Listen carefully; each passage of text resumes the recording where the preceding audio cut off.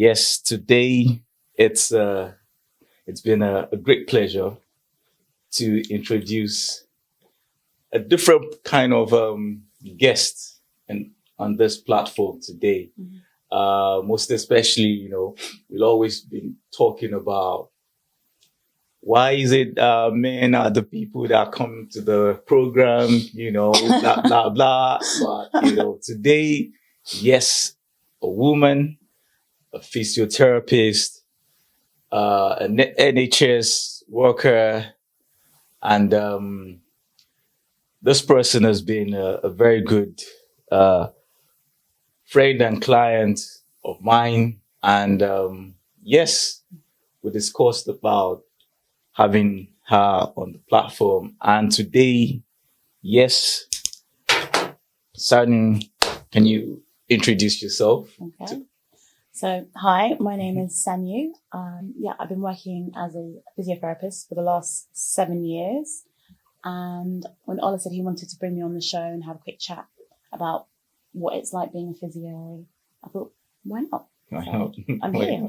I also didn't know much about being one of the only women on this show, by the way. So. Is it? Yes. Yeah, that means you should have gone through. I should have. He did send me a few links. I did watch bits of it, but I didn't think about the woman bit. But yeah. Yeah. Okay. Okay. Have you been though? Do you know what? Not bad. I can't complain. Like weather's getting better. I complain. I can't complain. That's a general knowledge though. No, you're supposed to say that. I mean, I can't tell you everything that's going on, but things are good. My family are good. I'm working. What more can you ask for? Okay. Well, yesterday, I was still watching the news about the pay. What's been happening? I know you guys are being like marching, fighting and doing different stuff. I see, but sometimes when I go to the hospital, I'm like, wow, what is this, guys? How do they live? Because I know, some nurses talk about it, but. So the thing is with us, I knew getting into physiotherapy that I was never going to make that much money. It was never about the money because there are so many other jobs out there that would be better paid than what I'm doing. For me, it was always about the interactions with my patients, about knowing that I've helped someone, about watching someone start from this point and get to this point. Yeah. That gives me job satisfaction. Don't get me wrong. I love that. However, alongside the job satisfaction, there is also the hours of work that is put into being with my patients. It's fatiguing. It's exhausting. I've had fellow colleagues who've left the NHS and have gone private instead and are earning more than me. And it does make me think about also doing the same as well. So I have friends that are on the same level as me, doing less days than me, making more money than me. It is about how you reward the people who are helping society. Why are footballers paid stupid amounts? I know you like your football. But why are they paid stupid amounts to play a game when, especially during COVID, we were exposing ourselves to the virus, especially when so much wasn't known about it, and we were getting claps. After the first clap, I was like, well, that was nice. And now what? So we did plan to go on strike. My hospital wasn't called up for the strike just yet because they planned to do it in waves because they wanted to have the most impact. So I haven't been on strike, but I did vote to reject the pay increase because I didn't think it was enough. Unfortunately, they have actually overall, more people have voted to accept it. So now we're going to get a one-off payment. A one-off payment with a little bit of a back pay, and that's it. And obviously, annual thing or just no. Yeah.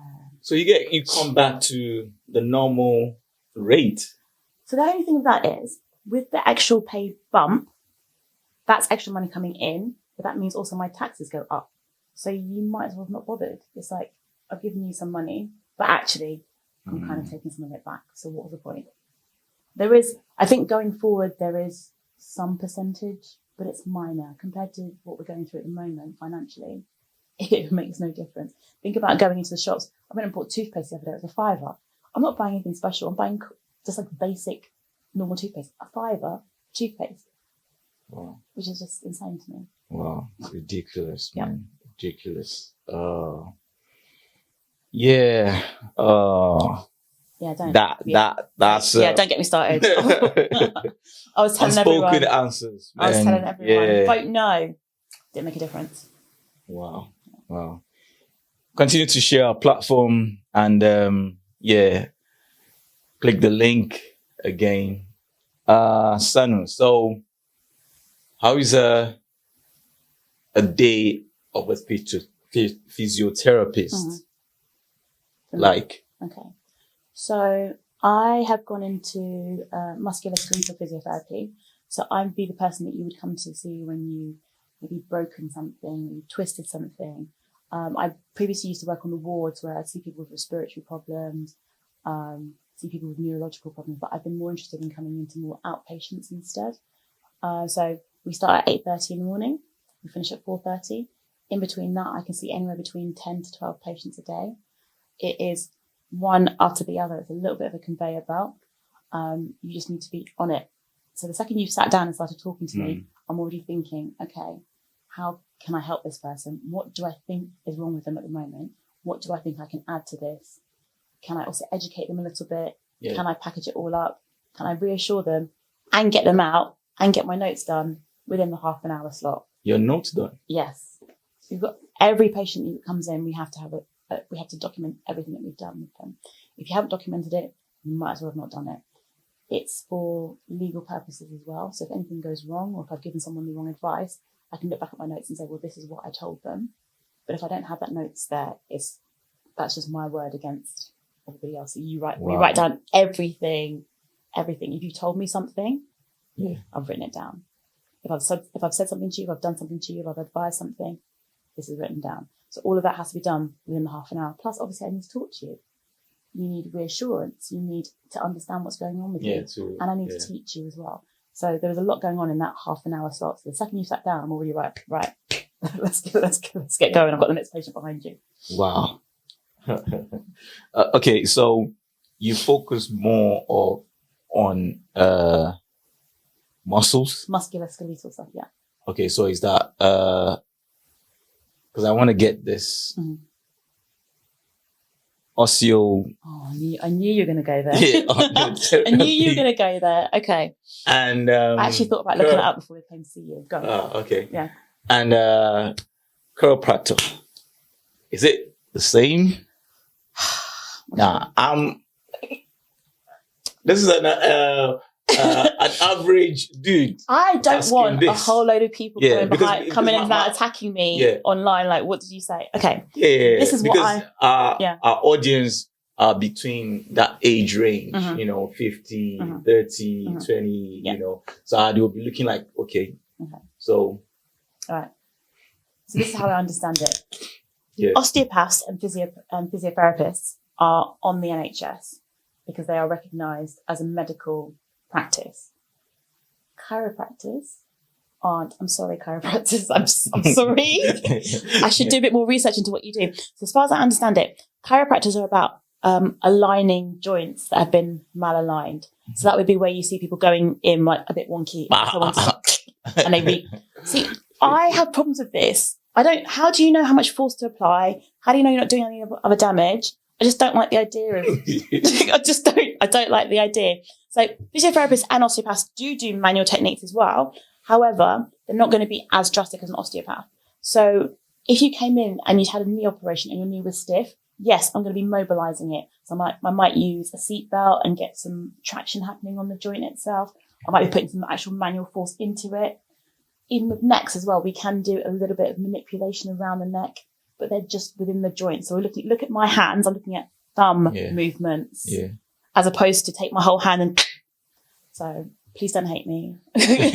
I'm sorry, chiropractors. You just seem you're very highly skilled. You're highly skilled, but no one's touching. Because I've watched someone that he went in, did all the tracking. Mm-hmm. At the end of the day, it was a guy anyway. He was like, walking like, oh no. Didn't they fix him? yeah. I thought they only show like, the ones where they fix them. You know, this person's been born like this, Yeah. and then they're fixed, and suddenly they're like this. But it just sounds really painful, and I don't know.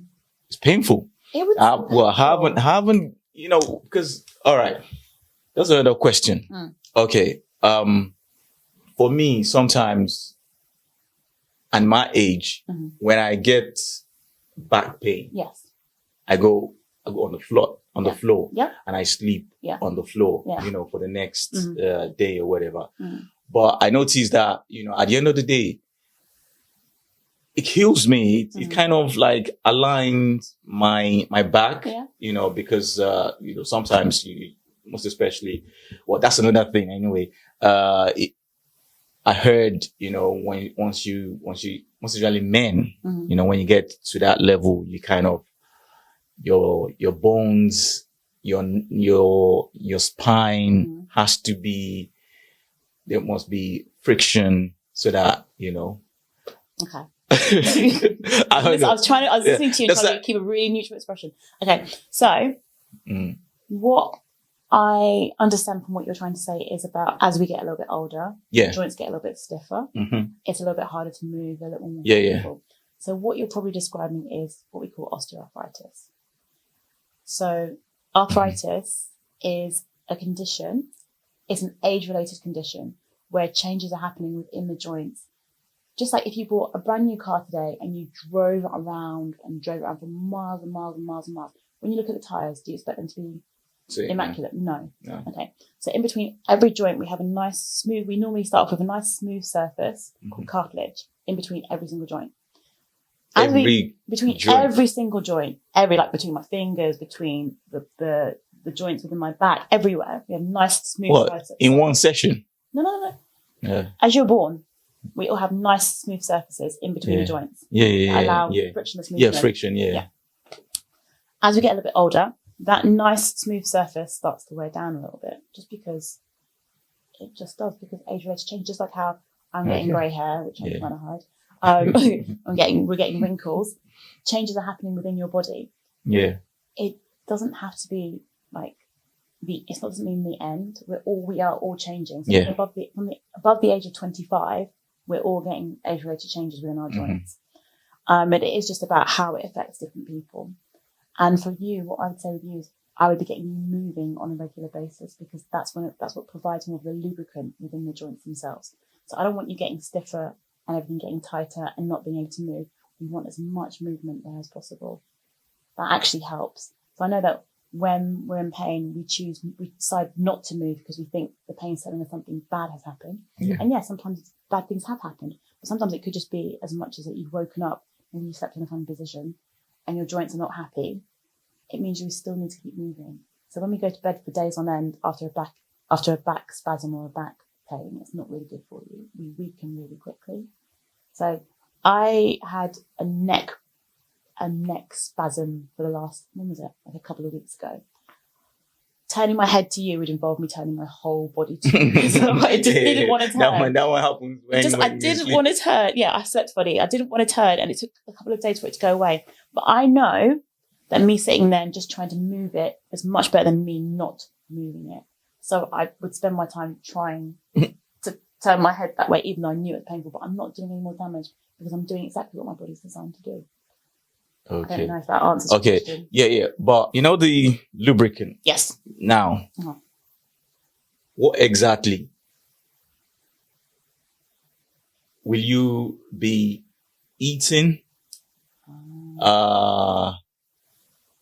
Drugs or whatever that can make that, lubricant to last longer. Yeah. So I know people talk about, obviously, healthy diet in the first place. Yeah, we're working on that. But also some people look at things like cod liver oil. There are different vitamins and minerals that you can take that kind of help support the joints. But at the same time, there's evidence for and evidence against. Mm. So if you have the money and you're happy to pay for them, Yeah. then it doesn't do any harm. If it's doing something, it doesn't do any harm. It's not doing anything negative. So if you're happy to do it, do that. Mm-hmm. I would still be looking at movement being the most important thing. Mm. And what would be really lovely is if we started off from a really young age and we were able to continue that. So if more emphasis was placed in schools on getting us moving, especially when we come to more teenage years, when I especially know there's a higher drop rate of girls dropping out of sports and PE at school. And just as their bodies change, they're just not now. Yeah, there's been more of a campaign to try and get more women into exercise and sports, especially starting at within the secondary school age. So in primary school, everyone loves running around. They do. Get to secondary school, our bodies start changing. We're a bit more aware of things. We're a bit awkward when there's periods and just, you just don't really want to do PE. And if we could just continue enjoying movement from that point, then when you further down the line, if there are joint issues, it's not a big surprise when someone gives you exercises to do. Yeah. You're like, oh, well, I already do a bit of exercise anyway, so I can do this as well. Whereas I'm meeting people who have never exercised in their lives, and suddenly they're faced with exercise and they're just like, what do I do with this? I don't really understand why I'm doing this. So I think what would be really important is to try and get us from very young ages into more activities. I don't know how you would reach out to kids or teenagers who at the moment would rather be on their phones or rather be doing computer games. But if we can get it embedded earlier on, then there might not be as much of a problem further down the line. We lose a lot of people within the employment ages because of problems like back problems and knee problems. That can put someone out and that's it. They're not going to work anymore. And suddenly they need to be claiming benefits. And that person is young enough and could have possibly been working and contributing to society and having a life of their own. They've now been left with like a pain that's not going away. It affects them emotionally. They're unable to be a part of the community that they were in before. So okay. I know they say an apple a day would take the doctor away. But what about tools? Like years ago, I tried to, it wasn't given by a doctor, but I just started wearing it by myself, which is like a back, like a back brace. Yeah, brace, something like that, Yeah. That time it was, my back was always hurt. So what tools again that could help as an, to most especially the posture. You see some people now, my age and, people like, bent a little bit, some people, most especially the ones with the big belly. And you're like, you give me two things to talk about there. Right. So number one, the back brace. I fully understand why people do it. I would only give you something like that if you've been in an accident, God forbid. There's no wood anywhere, but it's only useful in the beginning when you've just had an incident. Okay. So there is no point in becoming reliant on it, because all it does then is it makes the muscles in your body switch off. They're like, oh, I don't have to do the work anymore. Okay. This brace is holding him up. I'm fine. I'm off. Oh, okay. And they're just going to get bleh. Second thing as well. Oh, okay. Posture is not about us sitting completely upright. Like if you've been watching what I've been doing, I feel like I've been quite slouchy anyway. But the whole point about postures is we're supposed to be changing them constantly. They always say something about your best posture is the next posture. It's about not being like this consistently. Okay. If I stayed like this for quite a long time, my muscles would be tired anyway, and that's not a normal way to be sat. The way you're sat right now is a posture. Is it a good posture? Is it a bad posture? It's a posture. It's just about changing it on a regular basis. So that's when we talk about things like making sure if you're sat at a desk at work, you're moving every half an hour at least. I know it's really half an hour. Yeah, I know it's really hard. Put a reminder on your phone, get up, go take a phone call over there, go get a glass of water, just you're moving. If you're sat for hours like that, those are just those muscles that are just having to work really hard to keep me in that same position. Yeah. You are going to be in pain. So if you're sat like that for a little bit, then you're sat like that for a little bit, then you're sat like that, the muscles are getting chances to move and change within that as well. Then you mentioned about the flexed position that's happening. So again, we would be working on trying to get that person to think about using more of their postural muscles. So even if it means for short periods of time where I'm trying to get you just to think about bringing your shoulders back a little bit, lifting your head up a little bit, knowing that you're not going to stay like that for ages, and then relax and do whatever you want to do again, and then bring yourself back up. And eventually you'll be able to train those muscles to get used to pulling you up a little bit more. But it does take time, because for you to develop a hunch position, that's going to be years worth of those muscles just becoming, the muscles at the front becoming shorter and tighter, so they're pulling you downwards. The muscles at the back becoming longer and weaker to the point where this is your new fixed posture. As for pot bellies, as for pot bellies, that's, we're talking about hormones, we're talking about diet, we're talking about how much we're using the abdominal area itself. We're talking about middle-age spread, so as we get a little bit older, it is a little bit harder to lose the weight. It's just things that we kind of have to deal with, but moving more would be more helpful. Yeah, of your area. Abdominal area, yeah. In physio, do you guys have like a different department that does like pelvic area? I think that's, I don't know. As a consultant, do they have specifics like that? So within physiotherapy, we do have an area that deals with specifically with the pelvis, but it's more to do with your sexual organs, your bladder and bowel. That's what we deal with in the pelvic area. Yeah. So we'd be looking at people who are having issues with urinary incontinence, so not being able to control the bladder. We'd be looking at women who have had pregnancies that have obviously changed their bodies and they're then experiencing pain from carrying that baby. We'd be looking at also men as well, having urinary problems too. Yeah. So bladder and bowel. So that's a different area of physiotherapy, but there is an area that we do with it. And I have had a short period working within the pelvic health. So you go, okay, your first client will be, all right, let me fix this guy's knee. The next client comes, he's coming for spine. The next one comes pelvic. So you do all. So for the pelvic, they would be sent specifically to a pelvic physiotherapist, pelvic health physiotherapist. It used to be called women's health, but obviously because we deal with men as well, it's called pelvic health. So yes, I could come in on the day and it's like a neck patient, a foot patient, a shoulder patient, an elbow patient. We have split the body in a way as well that hand and wrist go specifically to hand therapists. So for me, at the moment, this doesn't exist. I've not done anything with this just yet. I'm going to be doing it shortly, but at the moment, this doesn't exist for me. So everything else exists. Pelvic stuff goes to pelvic health physiotherapists. Hand and wrist goes to hand and wrist physiotherapists, and everything else is mine. Okay. All right.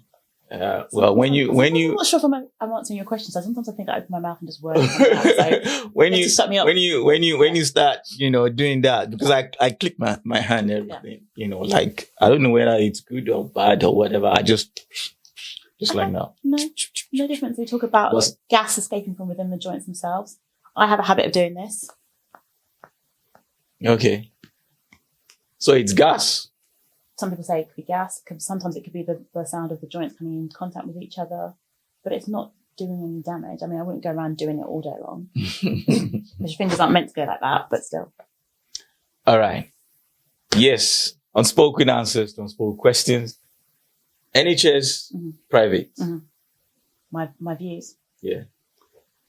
So I have been working within the NHS, as I said, for 7 years, and I have always been strongly in support of the NHS because how lucky are we to have a service that supports you at your worst times? No one chooses to be ill. I can't imagine having to pay to get in an ambulance. I can't imagine lying there in a hospital room thinking, can I afford the room? Can I afford the drugs? Can I afford the imaging? No one needs that level of stress. Yes, the NHS is ridiculously underfunded, ridiculously oversubscribed. Obviously, we're having more and more people living for longer periods. Yeah. Which is a good We're thing. leaving. It's a good thing. But whilst there's more of us accessing the service, that service isn't getting any bigger. Yeah. So there's this many of us to treat you, and there's this many of you coming in to see us.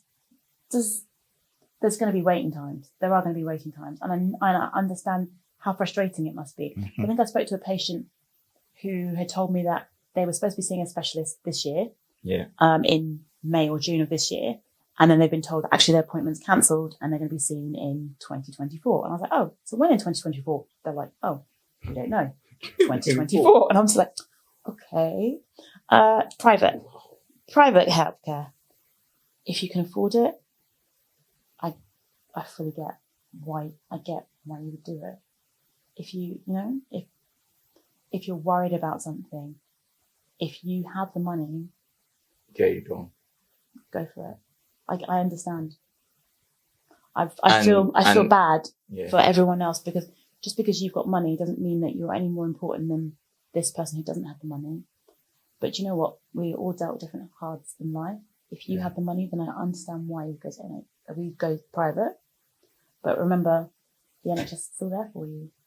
And also, a lot of our patients who've gone private for an operation come back to the NHS anyway for rehab as it is. So what's that about? It? Yes. Or they'll come to us and like, oh, I've been seeing a private physio, but I can't afford to do that anymore. So I'm coming to you guys. I'm like, so what do they do? We're doing exactly the same thing. Yeah. just standard. Okay. Yeah. Next question. Mm-hmm. University certificate or apprenticeship? Okay. So I went via the university route because apprenticeships weren't as much of a thing when I was studying at the time. So they're now providing a chance for you to work within the hospital, and the hospital will allow you to have time off to go to university as well. It just takes a little bit longer. So that's the apprenticeship. So I know some people already who are doing the apprenticeship. So whereas it took me 3 years to do my university's degree, they're now going to take 4 years. But they also get experience of working within the hospital anyway. So it's... Well, some people didn't go to the uni. They didn't go to uni first time around, no. Yeah. But I think this is a good way because they're already in the healthcare system. They've already worked out that, yes, I like patients. So that's good, because we've had people who decided doing the degree, then went on placement, found out they didn't like patients, and they were like, I'm not going to do this anymore, and then they quit.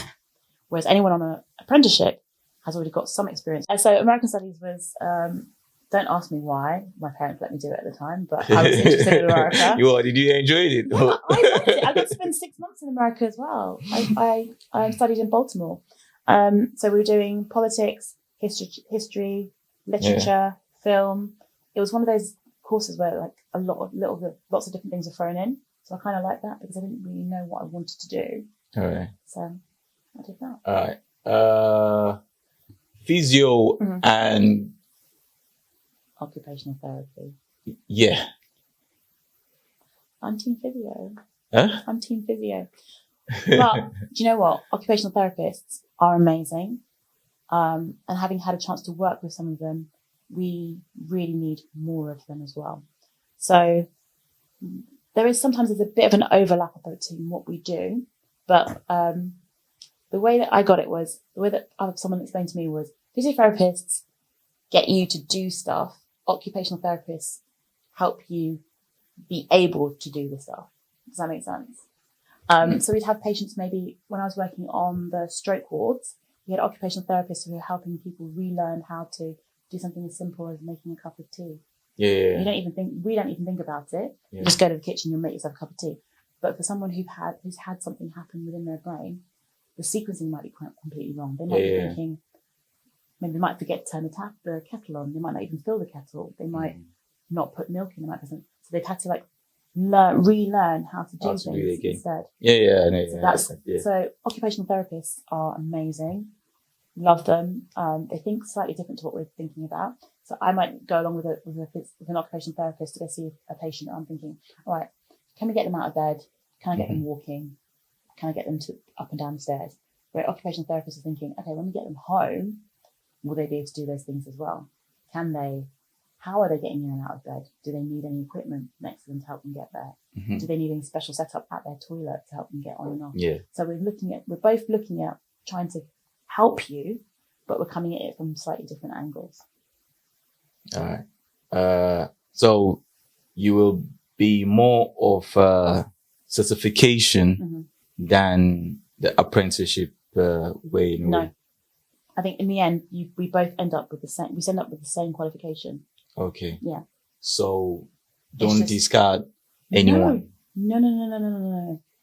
You have still spent time at university. Yeah, because I deal with young people as well. You know, they sometimes they say, "Oh, why do I need to go to school when I can, jump the queue?" The apprenticeship it's not jumping the queue. That's taking a bit longer. But it's good. And more so, the debt. I mean, the debt they will be having. Yeah. The apprenticeship is helpful because you're still allowed to work and earn your money whilst you're studying. Whereas when I was a physio, for me, I didn't work apart from during the summer holidays. Okay. But then remember, this is when physiotherapy was a free degree, so we didn't have to pay for it before, and now you have to pay for it. Yeah. And obviously, every year it's gone up a little bit as well. So I was lucky enough to be within the group of people who didn't have to pay for their degree, which is helpful because I already had my previous degree to pay for anyway, still paying that off too. But there are people then it went to like £1,000 for the 3 years or something like that. Then it went up to like £3,000 for 1 year. And you're just like, but we're getting exactly the same level of education. Nothing extra has been added for those people who are paying £3,000 a year. And then I think it was going up further than that as well. I don't even know if it's gone more than that. But it's ridiculous. And I don't know where that money's going. Hopefully to the lecturers, because lecturers they're on strike too. They're on strike too, so maybe it's not going to them. I don't know where it's going. All right. Yeah. What surprises you in your field? What surprises me? Okay. It's not so much what surprises, maybe it's what amuses me. Okay. I love hearing about how people have injured themselves. They're one of my favourite things to hear about. What else surprised me? What injured themselves? How they've injured themselves. Yeah. So I remember a guy it's funny, I'm sorry, and I will laugh at you. You'll tell me, I'm like, all right, so how'd you do it? And you'll tell me, and I'll sit there and I will laugh at you, and you can laugh too. I'll be careful though. Obviously, if you look really miserable, I won't laugh at you, but secretly on the inside, I'm like, how did you do that? Was it the guy who decided he wanted to sit on the edge of the escalator? He rode it all the way down, and as he got to the bottom, someone was walking past, so he jumped off the escalator and managed to break both his ankles. Why were you riding on an adult? Yes,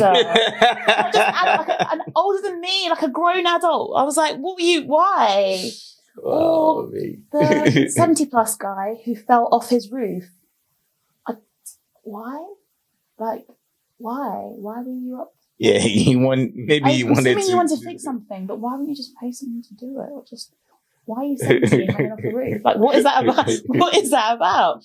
I love trauma stories. Sorry, I really do. But obviously, I'm not entertaining myself, but they're a little bit interesting. What does surprise me is, or not surprise me, does irritate me is like, I've sat with you, explained to you why physiotherapy has been provided to you, what we're expecting from you. I give you things to go away and do. You come back and you're like, oh, I haven't done them. I'm like, is there any reason? Were they too difficult? Did you not understand them? They're like, no, I just haven't done them. I'm like, okay. So if you went to your GP and he gave you medicine, and you went away, came back and told him that you hadn't taken the medicine, what do you think the GP would say? They'd be like, well, they wouldn't be impressed. I'm like, and do you think you'd get better? And they're like, no. And I'm like, make the connection. Why have you even bothered turning up to your appointment today? Like, if you knew you haven't done anything, I'd rather you cancelled your appointment did it, came back and told me, if you told me I've been doing it all this time and nothing's changed, then do you know what? Let's look at something and we'll change it. But when you come to me and you tell me I haven't done anything and nothing's changed, I'm like, well, that's good. That's You didn't do it. You didn't do it. That's on you. And these are adults. Yes. Yes, they're adults. I'm like, I am not your mum. I'm not here to tell you to do what you need to do. I'm just to help you. Tell me it hurts too much. Tell me it's too hard. Tell me you don't understand what you're doing. I'm there and I will fix and I will change what we need to do. We can go through your exercises again. I can make them easier for you. But when you tell me you didn't even bother, like, don't bother coming in. Seriously, don't waste my time. Yeah. Okay, what about healing and practice? Well, like, like when you say you give them something and they didn't do it or whatever, yeah? But some people believe in healing that, okay, this leg, I'm believing that this thing will just go. Heal itself. Yeah. Then you don't need to be in physiotherapy, do you? There's someone else that could be using that appointment. If you genuinely, honestly believe at given time it will heal by itself, then more power to you. The body heals itself. The body heals itself, then why are you coming to a physiotherapy appointment? And also, if the body heals itself, why am I dealing with people who've had pain for years if the body heals itself? So, honestly, when your GP tells you I'm referring you to physio, if you think that it's going to heal by itself, just say to the GP, no, it's okay. I'll come back to you later then. Because while you've come to me and you're not doing what you need to be doing, you're taking the space of someone who actually wants to do something. There are some people who are in so much pain. That's knowledge. There's people who are so much pain. I have really elderly patients who come along and they do everything you ask them to do and they come back and they're feeling better and they're happy. And I'm like, you're amazing. Yeah. And they're thanking me. I'm like, no. Thank you because you've done the actual work. So it drives me insane if you come to me and tell me you haven't done anything, but you're waiting for it to heal. Go heal. Off my list. Go heal somewhere else. I'm just no. And when they say, oh yeah, even you're praying, like, you don't. Do you know what? So praying is really important to people because it's nice to have a connection, something externally. It's nice to think there's someone out there looking out for you. But also don't they say that God helps those who help themselves? Mm-hmm. So God has given you access to a healthcare system that's free with people who are trying to give you advice. Yeah. So nice. So yeah. Join the dots, people. Yeah. Nice. Thank you. Sorry. Unspoken answers to unspoken questions. I prefer to physio because there is something that has changed within your body, which is causing you some pain. So within your session, we would sit, we'd have a chat about what's been happening to you. Some of the things when you're talking to me would set off ideas in my head and be like, okay, that sounds like maybe it's this problem or this problem. So then we do a physical assessment and we'll check whatever joints are involved. Yeah. And kind of work out, is there weakness there? Is there stiffness there? Are there neurological, is there nerve involvement there? And then from what we've looked at and what I can see, then we can kind of work out together a treatment plan to kind of work on that. So if something is stiff, we want you to be moving that joint. We'll show you things to do to help you move that joint. If something is weak, we're going to give you ideas on how to strengthen that joint as well. So it is about us giving you the information that you need to then go away and do the work.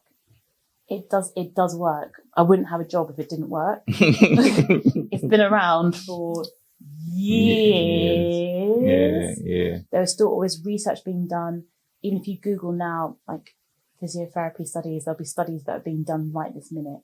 We're always trying to prove what we're doing.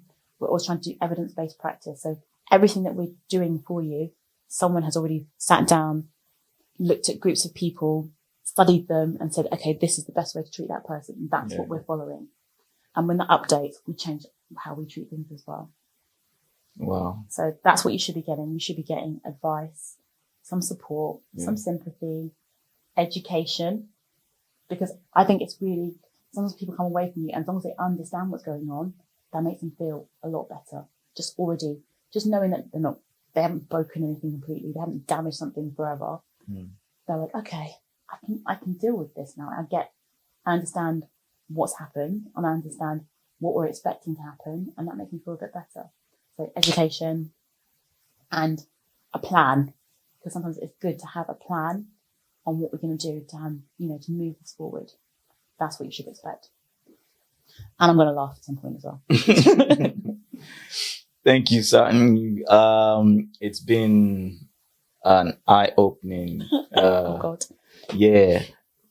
meeting, and thank you so much for answering our questions. I know, when you were asking questions like, "Oh, yeah, what are you going to ask?" Yeah, I said, just relax. Okay. Anyway, and thank you so much, guys. Appreciate, and then continue to share our platform.